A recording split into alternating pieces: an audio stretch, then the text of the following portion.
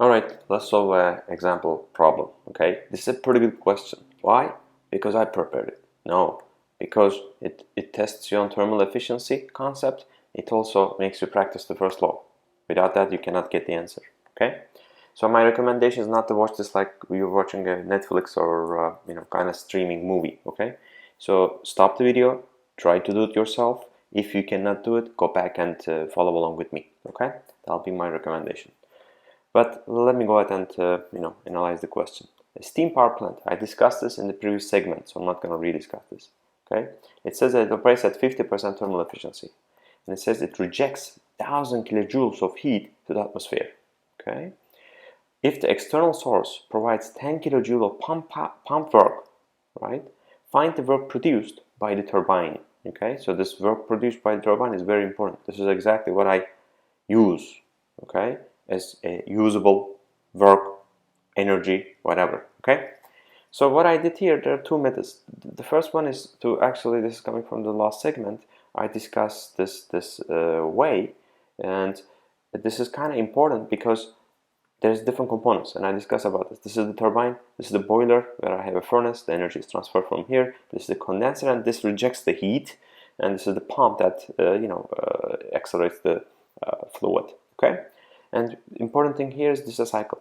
This will come in handy. So if I start here or anywhere, if I start here, if I go through this whole thing, I end up with the same location. Okay, but let's pretend that you don't know this, you don't remember this, right? That's fine actually. So but basically what happens is this is a cycle. So you can do something like this: 1 to 2, 2 to 3, 3 to 4. Okay, and or 4 is equal to 1. Obviously one component is missing. It really doesn't matter. I'm pretending that I don't know what a steam power plant is. But the important thing here is that this will be my system. Okay, the system will be the cycle. And the word cycle will be important to solve this question. Okay, this is a cycle. Okay, so I am looking at the, what the question is giving me. There's a Q out, and that is 1,000 kilojoules. That's given to me. Okay, and it says that the reason why I kind of highlighted if the external source provides. So what I meant to say is in the previous segment I discussed this, I can connect the turbine to the pump, and then internally I can simply get some portion of this W out to use to the pump. But in this particular case, this is what it is. So I am supplying like work in, right? I'm putting work in as 10 kilojoules. There's a work out, that's turbine output, which is exactly what I really want to get. And actually there's a boiler, right?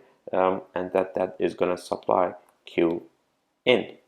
So that's gonna be sufficient for me to solve this question. Okay. Okay. So let's go ahead and write what I know. Okay. So the first sentence says that 50% thermal efficiency. Why don't we get to it immediately? Okay. It says that this is 50%, and I look at my notes or use my logic. The goal here is to obtain the turbine output. Okay, so that's the desired output, but I need to supply some kind of an energy into it in order to get that output. Okay, divided by the heat in. This will be my efficiency. So if I write it 0.5, 50%, don't write here 50. It's between 0 and 1. Okay. 0.5 will be equal to W out minus 10 kilojoules.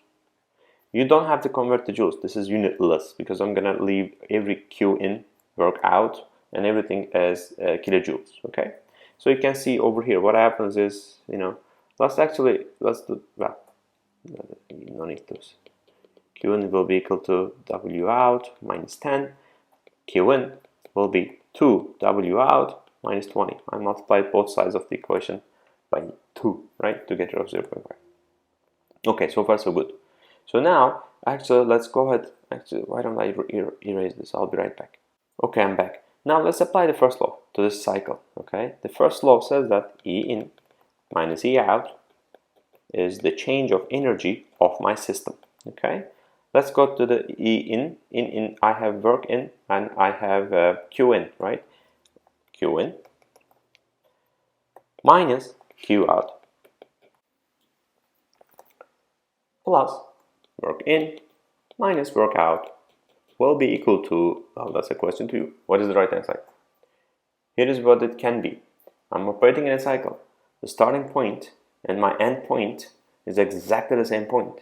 So how come the energy of the exact same thermodynamic state can be different? It cannot be. So for that very reason, this will be 0. Okay? So then I will go ahead and plug the numbers in. So the Q in, note that I'm going to insert the Q into here because I don't really want to know Q in at this point. The question is asking me to find W out, which is the turbine work, right? So let's do it that way. 2W out minus 20, right? That is Q in, minus Q out. Q out was given to me as 1000, okay? Note that I am using everything in terms of kilojoules, so I still have dimensional homogeneity in my equation, okay? Work in, I'm supplying 10 kilojoules to the pump, and this is the W out, that's what being asked to me, is equal to 0. So let's see in here, so these will cancel. W out minus 1020 plus 10 is minus 1010, it will be equal to 0. So you can see this W out is equal to 1010 kilojoules. That will be my answer.